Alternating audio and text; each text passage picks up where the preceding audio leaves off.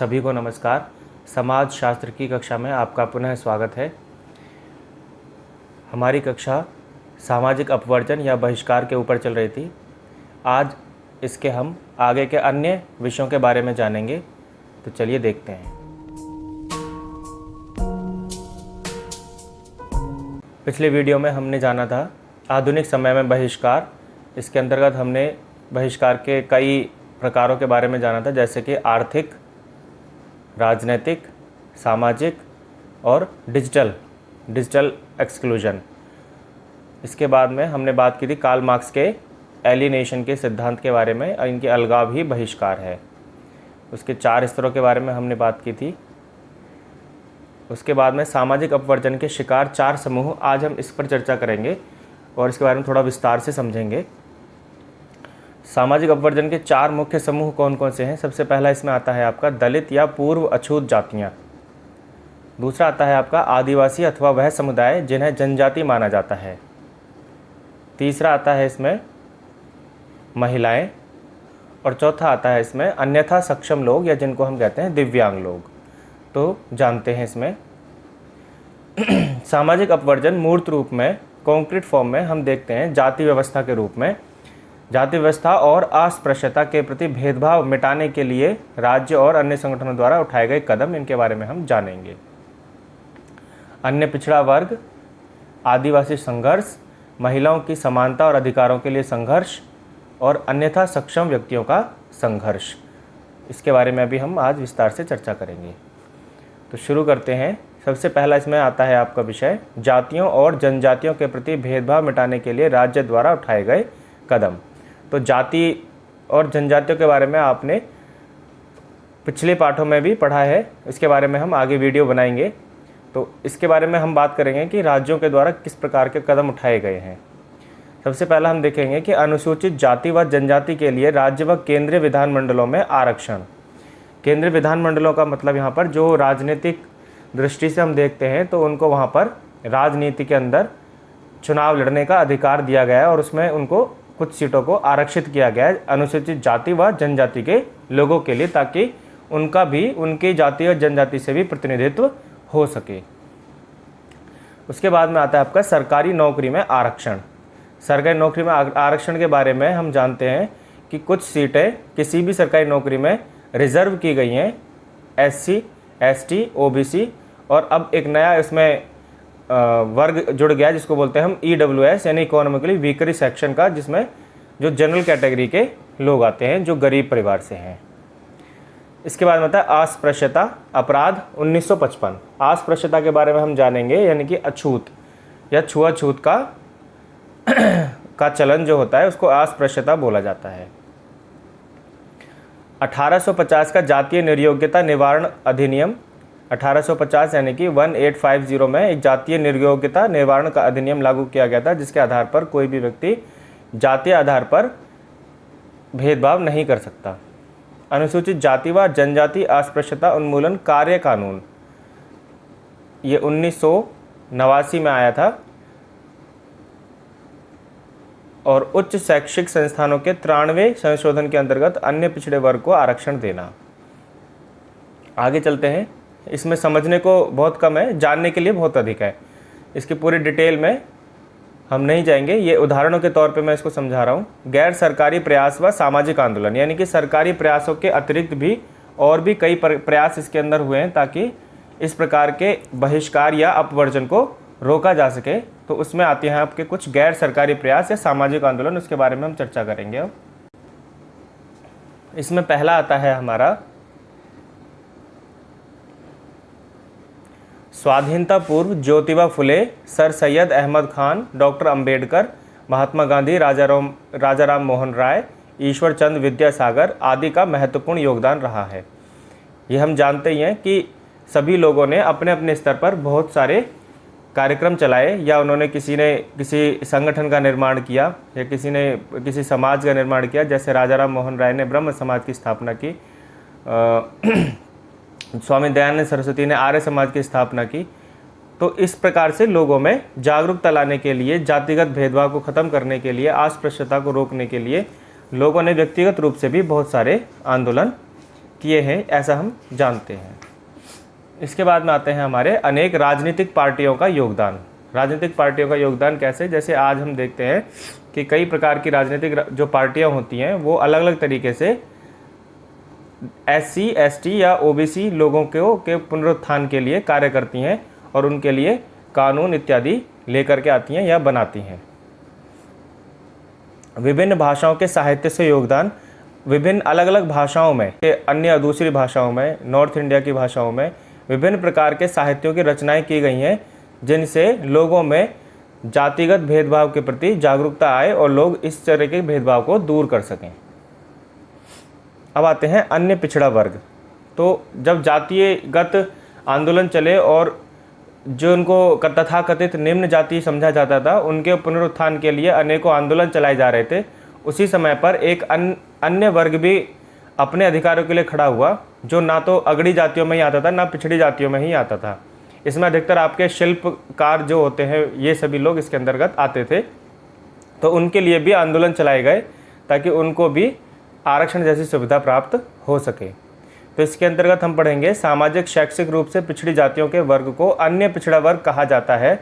इसमें सेवा करने वाली शिल्पी जातियों के लोग शामिल हैं।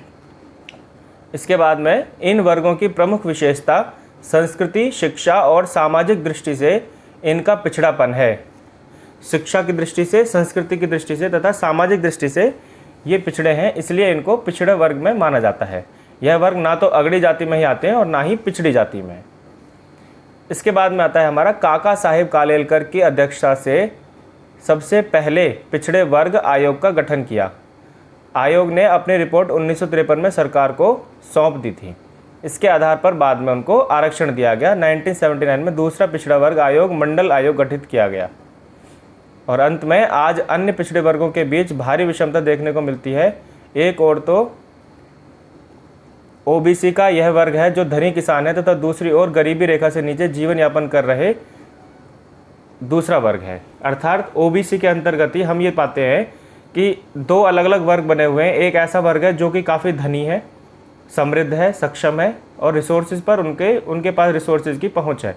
लेकिन वहीं पे हम देखते हैं कि ग्रामीण समाज के अंदर बहुत सारे ऐसा वर्ग है जो OBC कैटेगरी यानी कि अन्य पिछड़ा वर्ग के अंतर्गत आता है, लेकिन उनके पास में वो सारी सुविधाएं उपलब्ध नहीं है और वह अत्यंत ही गरीबी में जीवन जी रहा है। अब आते हैं भारत में जनजातीय जीवन। जनजातीय जीवन का मतलब समझेंगे यहाँ पे। जनजाति किसे कहा जाता है?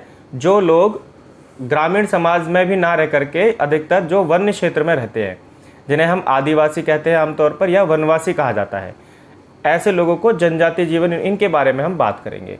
भारतीय संविधान के अनुसार निर्धनता, शक्तिहीनता व सामाजिक लांछन से पीड़ित सामाजिक समूह है, इन्हें जनजाति भी कहा जाता है। जनजातियों को प्राइस, वनवासी और आदिवासी कहा जाता है प्रायः। ये प्राइस शब्द है, इसको ठीक कर लेंगे। आंतरिक उपनिवेशवाद। आंतरिक उपनिवेशवाद का अर्थ क्या है?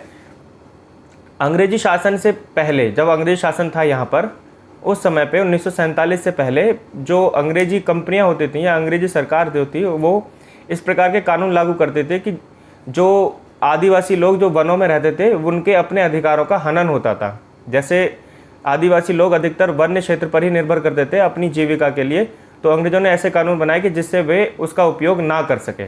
परंतु 1947 में स्वतंत्रता के बाद में भी कई प्रकार के ऐसे कानून बनाए गए और वो जो पुराने कानून थे उनका ज्यों का त्यों ही लागू कर दिया गया, जिसके कारण ये उपनिवेशवाद जो था वो आंतरिक रूप से स्थापित रहा और इसके कारण बहुत समय तक आदिवासी लोगों को अपने ही उस जो जीवन था, वन्य जीवन था, उसमें वे उन अधिकारों के साथ नहीं जी पा रहे थे। उसे कहते हैं आंतरिक उपनिवेशवाद।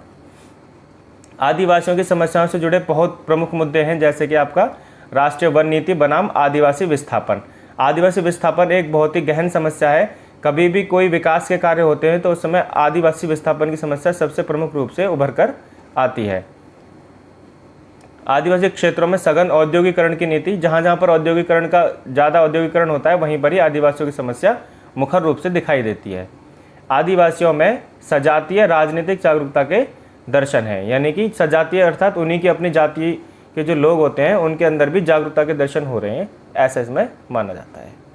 इसके बाद में आता है हमारा स्त्रियों के अधिकार व उनके सुधार आंदोलन।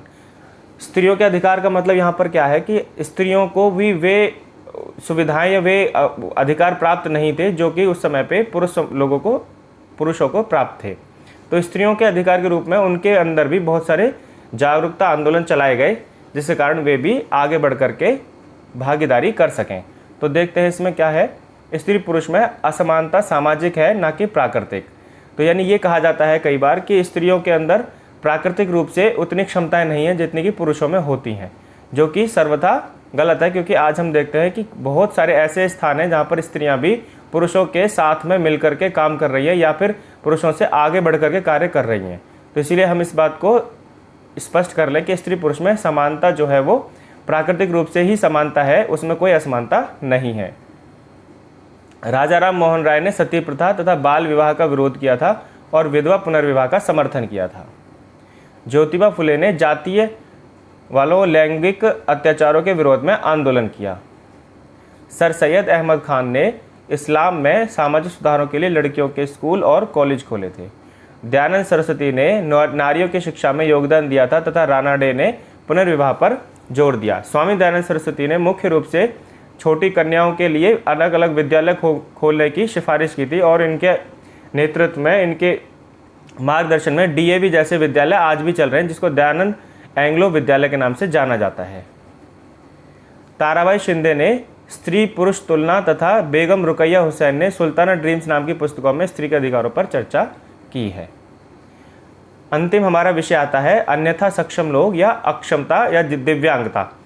तो इसके बारे में हम समझते हैं शारीरिक मानसिक रूप से बाधित व्यक्ति इसलिए अक्षम कहलाते हैं क्योंकि वह समाज की नीतियों या सोच के अनुसार ज़रूरत को पूरा नहीं करते हैं।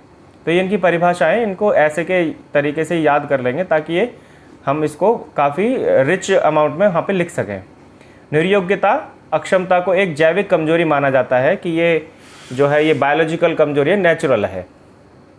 निर्योग्यता तथा गरीबी के बीच काफ़ी निकट का संबंध देखा गया है क्योंकि हम जानते हैं कि जो गरीब परिवार होते हैं वहाँ पे माताएं जो है वो कुपोषण का शिकार होती हैं। कुपोषण के कारण वे अपने बच्चों को वे न्यूट्रिशंस उपलब्ध नहीं करा पाते हैं, जिसके कारण वे बच्चे या तो कुपोषित पैदा होते हैं या फिर दिव्यांग, उनके अंदर कई प्रकार की दिव्यांगता आ जाती है। सरकार इनके लिए विभिन्न प्रकार के कार्यक्रम प्रदान करती है, जैसे शिक्षा, रोजगार इत्यादि में, व्यवसाय में उनके लिए सीटों का आरक्षण करना या अन्य आर्थिक सुविधाएं या वजीफे उपलब्ध कराना। तो हमारा विषय यहीं पर समाप्त होता है। अगले विषय में हम पुनः नई वीडियो के साथ मिलेंगे। नमस्कार।